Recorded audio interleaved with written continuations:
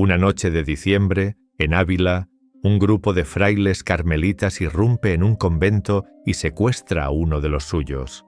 Lo llevan hasta Toledo y lo encierran en una celda contigua a las letrinas, sin ventana al exterior.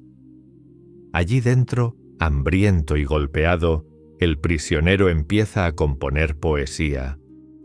Y de esa celda saldrá el poema más luminoso de la mística cristiana española. Ese hombre es Fray Juan de la Cruz.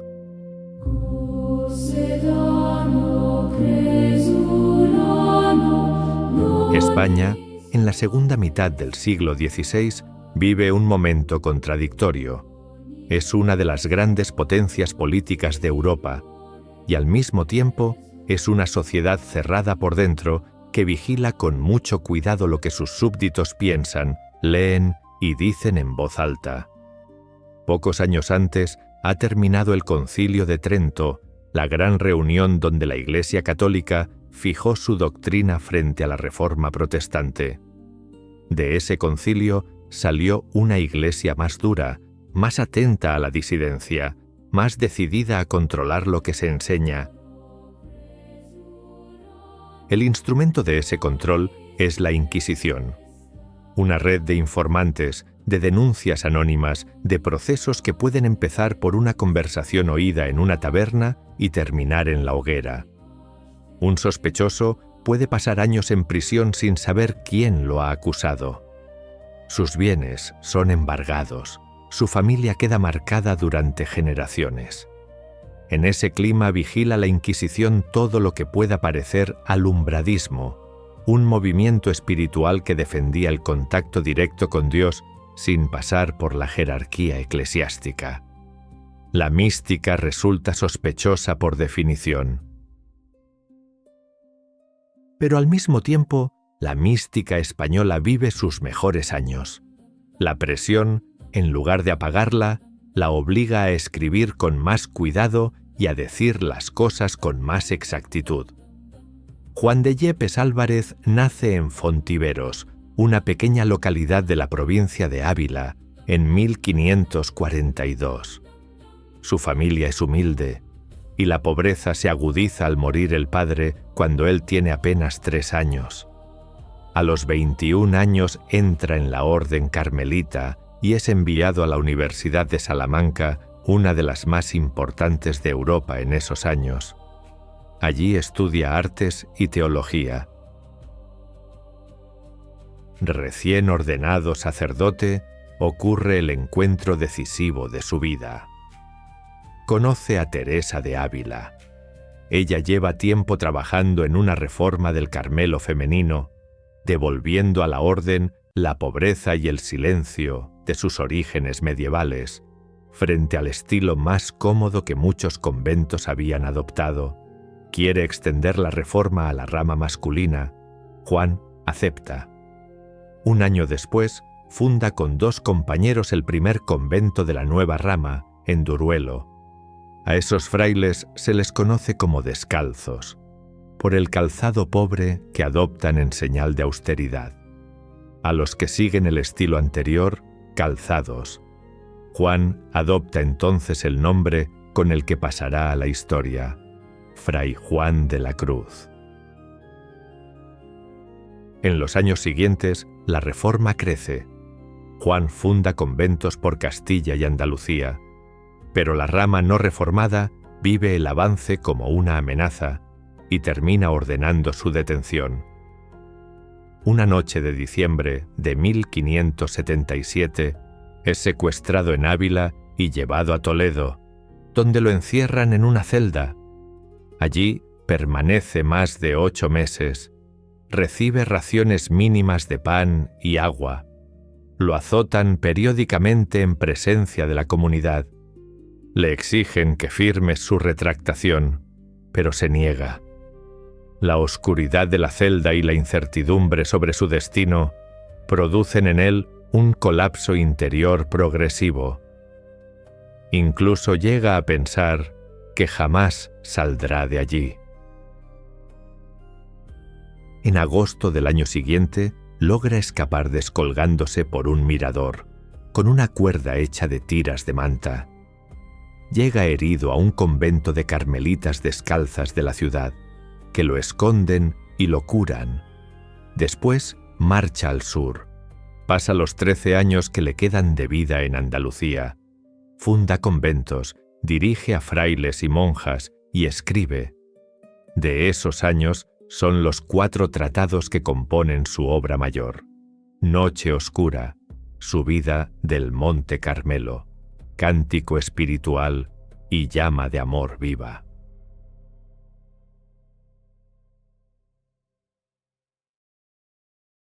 De los meses de encierro en Toledo sale un poema.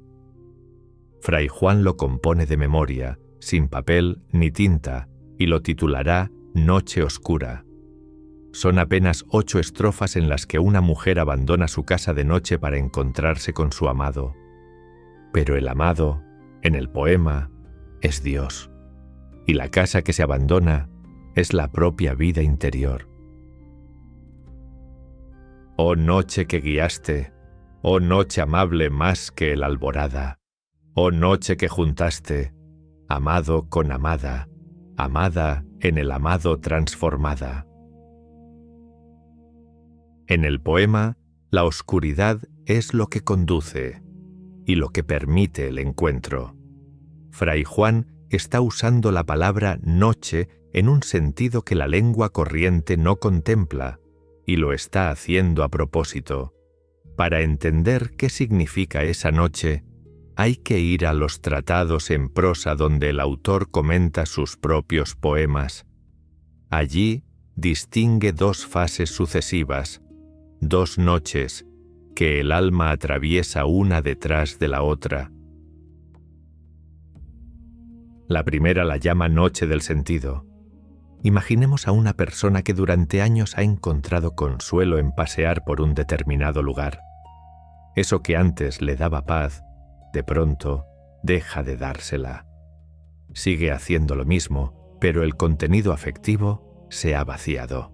El paseo es solo un paseo, y lo más característico es que no se puede hacer nada para recuperar lo que se ha ido. No depende de la voluntad. Fray Juan insiste en este punto. La noche del sentido no es una mortificación que la persona se imponga a sí misma. Es algo que le ocurre. En la jerga técnica de los místicos cristianos se la llama noche pasiva, precisamente porque no se elige. La persona no está renunciando a los placeres. Los placeres han dejado de cumplir su función. Después viene la noche del espíritu. Aquí no se trata ya de los placeres. Las herramientas con las que la persona organizaba su vida interior dejan de funcionar. El pensamiento se queda sin nada en qué pensar, porque las ideas que antes le servían para entender quién era ya no le sirven. La voluntad descubre que ya no sabe exactamente qué quería. Alguien que durante toda su vida se ha definido por una identidad profesional, una relación, un sistema de creencias. Si de pronto, sin haber cambiado de circunstancias externas, esa identidad deja de organizar su experiencia, esa persona se encuentra en un territorio que no reconoce. Sigue funcionando hacia afuera, pero por dentro carece de los referentes que antes le indicaban qué pensar de sí misma. Sufre, y el sufrimiento es difícil de explicar a los demás porque no tiene contenido nombrable. No es por algo, es estructural. Esto es lo que Fray Juan describe como noche del espíritu. Su tesis es que ese estado, vivido desde dentro como pérdida, es un proceso. La conciencia conserva su lucidez. Lo que ha desaparecido son los referentes con los que organizaba el mundo. La oscuridad, dice Fray Juan, no se debe a falta de luz. Se debe a exceso de algo que la conciencia todavía no puede procesar. El alma, en este estado, es como un ojo que mira directamente al sol y queda cegado. La luz es tanta que no permite ver. El símil viene de Platón y de Plotino, pero Fray Juan lo aplica a la experiencia interior. La noche no es entonces una metáfora poética suelta, es un término técnico. Designa una fase concreta del proceso, aquella en la que el sujeto ha perdido sus formas habituales de orientarse, sin haber adquirido todavía una forma nueva. Un intervalo entre dos estructuras. El poema de la celda lo decía ya, antes de cualquier tratado.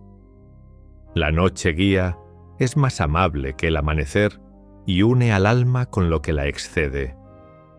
Lo que Fray Juan describe parece algo real sobre la mente humana. Y es una de las descripciones más exactas que existen de cómo se transforma una identidad.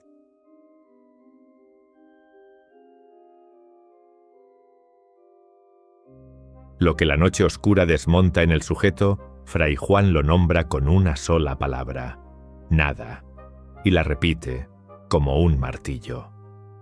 En la subida del Monte Carmelo escribe: para venir a serlo todo, no quieras ser algo en nada. Para venir a saberlo todo, no quieras saber algo en nada. No es un juego de palabras. Fray Juan no está diciendo que haya que volverse ignorante.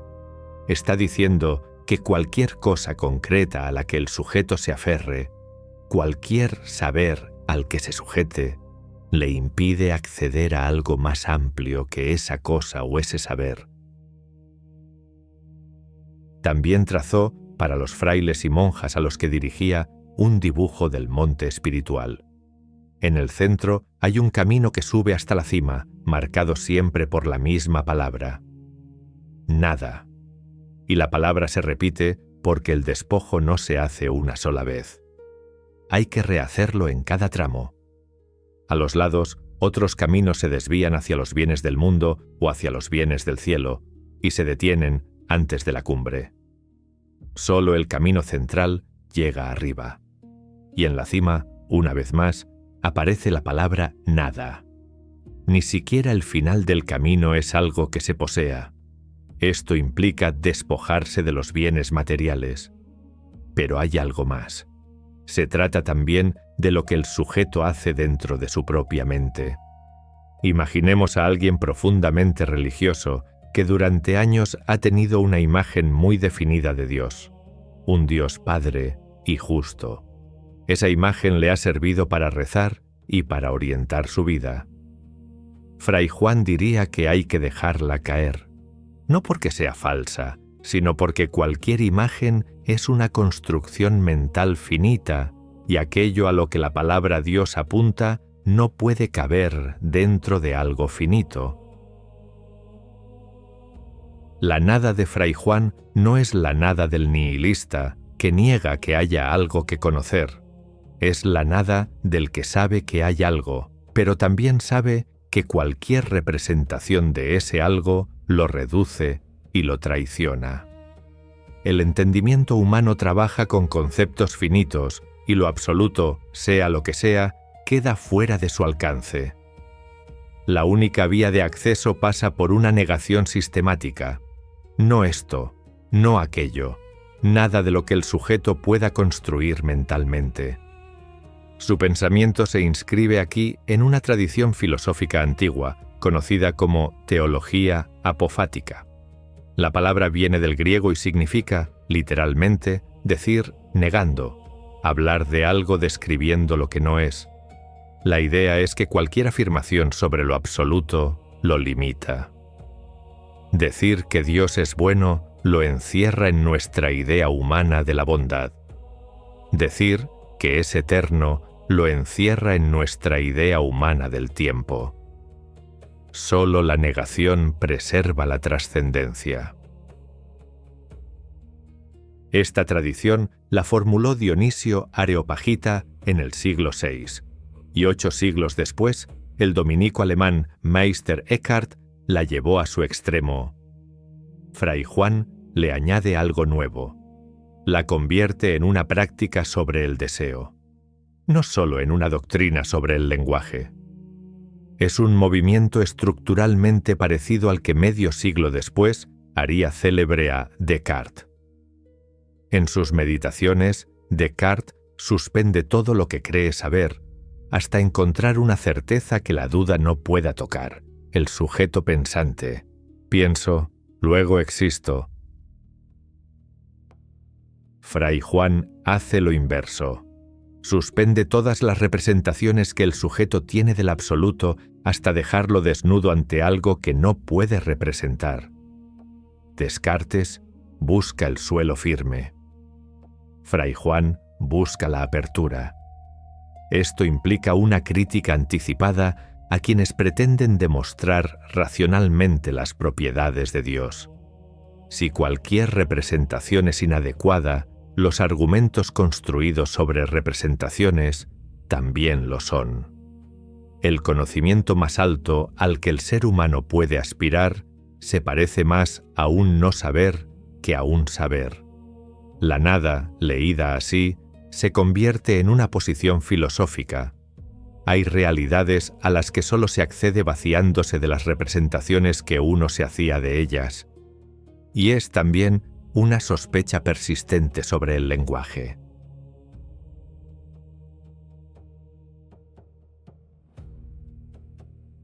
El Cántico Espiritual es el texto donde Fray Juan trabaja con más detalle el encuentro al que conduce el proceso interior que ha descrito en sus otros tratados. El poema empezó a componerse en la celda de Toledo, donde memoriza las primeras estrofas. Lo completa en los años siguientes, ya libre, en Andalucía. Y hacia 1584, siendo prior del convento de Granada, redacta un comentario en prosa para explicarlo por petición de Ana de Jesús, una de las carmelitas más cercanas a Teresa. El poema, primero. La explicación, después. Y entre uno y otra, varios años de una vida monástica de extrema austeridad. Silencio durante buena parte del día, una sola comida diaria fuera de las fiestas, varias horas de oración mental, sueño breve, sandalias en lugar de zapatos. Es desde ese modo de vida desde donde Fray Juan escribe. Y conviene recordar, antes de seguir, que Fray Juan no piensa esta arquitectura por interés teórico. La piensa porque está convencido de que sólo así se puede amar a Dios sin reducirlo a una idea humana. La nada, en su pensamiento, es lo que el amor exige. Si la noche oscura es el proceso de vaciamiento y la nada es el método, queda por describir aquello a lo que el proceso conduce. Fray Juan le da varios nombres. El primero es matrimonio espiritual. Procede del Cantar de los Cantares, un libro de la Biblia hebrea que describe en lenguaje amoroso el encuentro entre dos amantes. La tradición judía y luego la cristiana leyeron ese texto como una alegoría de la relación entre Dios y el alma humana. Toda la mística cristiana, durante siglos, hablará de ese encuentro en términos nupciales.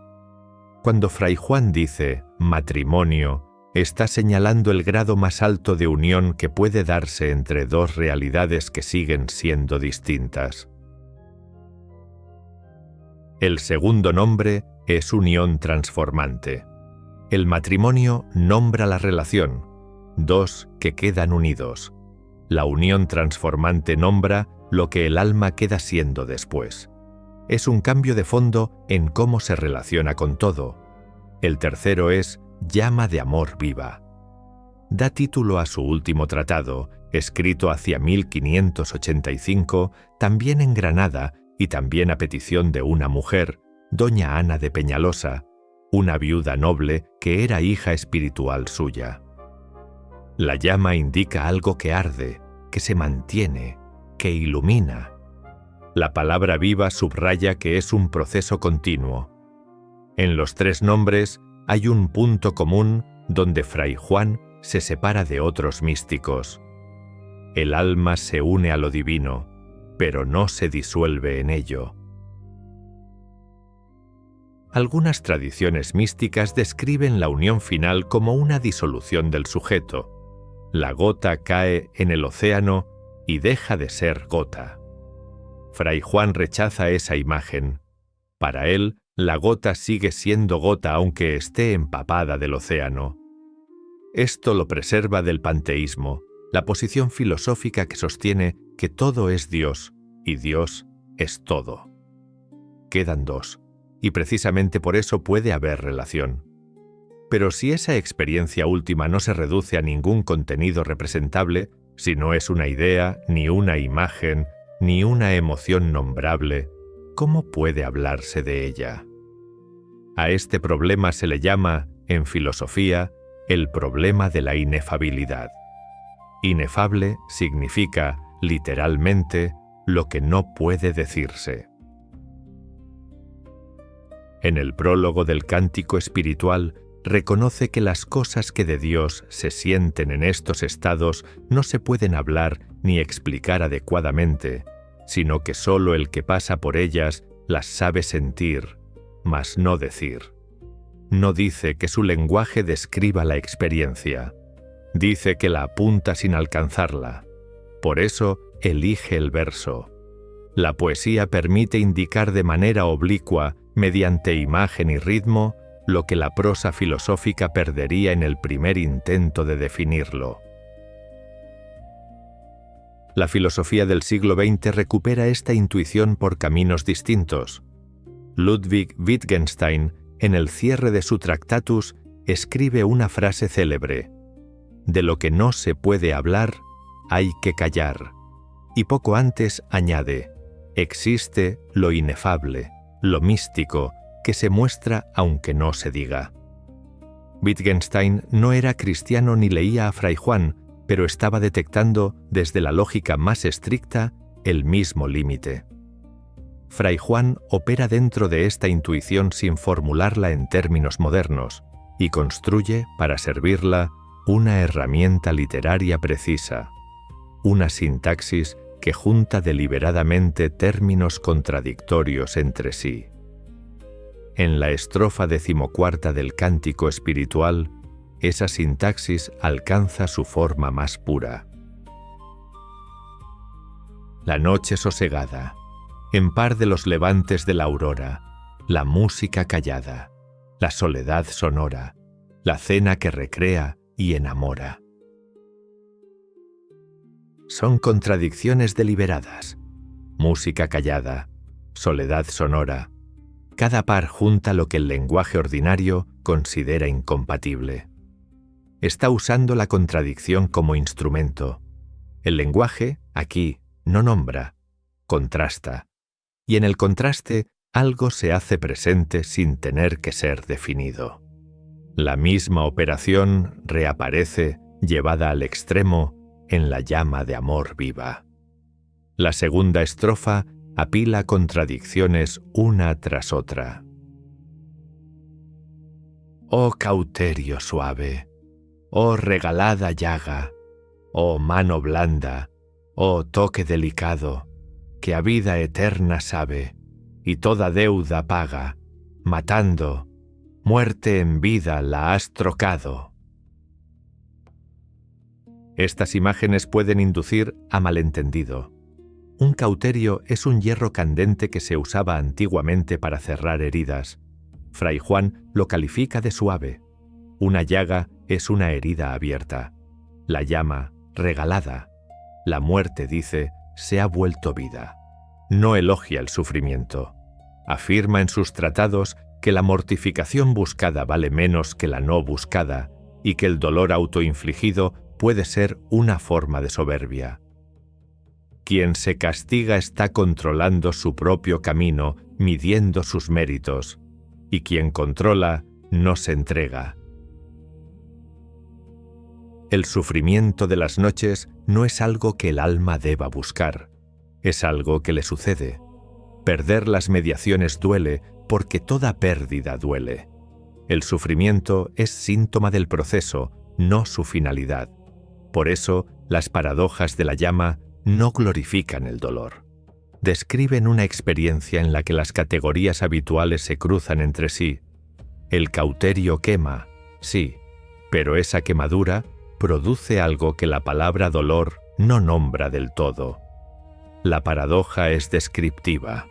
Intenta decir algo para lo que el lenguaje corriente no tiene términos.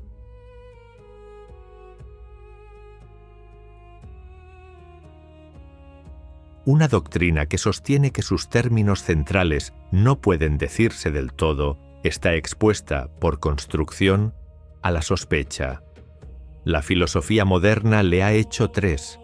La primera viene del materialismo neurocientífico, la posición filosófica que explica todo fenómeno mental por procesos físicos del cerebro. Aplicada a Fray Juan, diría que lo que él describe como matrimonio espiritual no es más que un estado neurológico producido por ayuno prolongado, privación sensorial y meditación intensiva. Es seria, pero incompleta. Identificar el sustrato neurológico de un estado no resuelve la cuestión sobre su contenido. Cuando una persona percibe una mesa, hay áreas concretas del cerebro que se activan. Saber describir esa actividad no implica que la mesa no exista. La descripción explica cómo se percibe la mesa, no si la mesa está ahí. La segunda objeción es de raíz kantiana. Kant, filósofo alemán del siglo XVIII, sostuvo que el conocimiento genuino debe poder ser verificado por cualquier observador. La experiencia mística no cumple esa condición. Cada místico la describe en términos distintos, y las experiencias varían según la tradición religiosa del sujeto. Esa variación sugiere que lo descrito es producto de la cultura. Pero las variaciones culturales no excluyen un núcleo común. La noche oscura de Fray Juan tiene paralelos en tradiciones que no tuvieron contacto con el cristianismo español. En el budismo zen se describe una fase de pérdida de los marcos conceptuales antes de la apertura. En el sufismo, la corriente mística del Islam, se habla de la noche de la fe, un estado en el que el creyente pierde toda imagen interior de Dios. Retiradas las referencias propias de cada tradición, las descripciones son llamativamente parecidas. Hay una constante antropológica que aparece con distintos vocabularios en culturas sin contacto entre sí. La tercera objeción viene de Nietzsche. Toda esta doctrina de la nada, de la unión con un más allá, de la transformación por el dolor, no sería lo que pretende ser. Sería huida. El místico sería un débil que no soporta la existencia y se construye una alternativa imaginaria donde refugiarse. Aplicada a Fray Juan, resulta mal ajustada. Él no opone el más allá a la vida concreta. Opone la imagen finita de lo absoluto a la apertura hacia lo que excede toda imagen. Y los hechos biográficos lo confirman. Los últimos 13 años de su vida los pasa fundando conventos, escribiendo cartas, atendiendo a enfermos. No hay huida del mundo. Hay una relación distinta con él. Ninguna de las tres objeciones se refuta por completo. Pero el pensamiento de Fray Juan no se desactiva con un solo gesto. Después de oír las críticas más serias de la filosofía moderna, queda algo en él que merece ser tomado en serio. Dentro de la rama descalza habían aparecido nuevas tensiones. En 1591, las autoridades de la orden lo destituyeron de todas sus funciones y lo enviaron a un convento remoto, en La Peñuela. Algunos de sus antiguos compañeros recogieron denuncias contra él para expulsarlo de la orden que él mismo había fundado. Allí enfermó. Una infección en una pierna se agravó. Lo trasladaron al convento de Úbeda, donde el prior, hostil hacia él, le negó cuidados. Murió allí, una noche de diciembre, a los 49 años. Quien había escrito que la mortificación buscada vale menos que la no buscada, no eligió un final piadoso. Lo recibió. Quien había advertido contra la soberbia espiritual del que controla su propio camino, murió sin controlar nada. Y quien había descrito la noche oscura como el lugar donde se pierde toda mediación, falleció en una habitación oscura, lejos de los suyos. La vida que sostiene la obra es la misma vida que la obra describe. Más de un siglo después de su muerte, en 1726, la Iglesia Católica lo declaró santo. Desde entonces es conocido como San Juan de la Cruz. La poesía de San Juan de la Cruz sigue siendo uno de los puntos más altos de la lengua española, y la doctrina que dejó sobre lo que el lenguaje no alcanza sigue planteando, 4 siglos después, la misma pregunta que él planteó: ¿cómo decir aquello que excede toda forma de decirlo? La celda de Toledo no consiguió lo que sus carceleros buscaban. De ese hueco sin ventana salió el hombre que pensó, con más cuidado que nadie en su lengua, lo que ocurre cuando se pierden los apoyos con los que uno habitaba el mundo.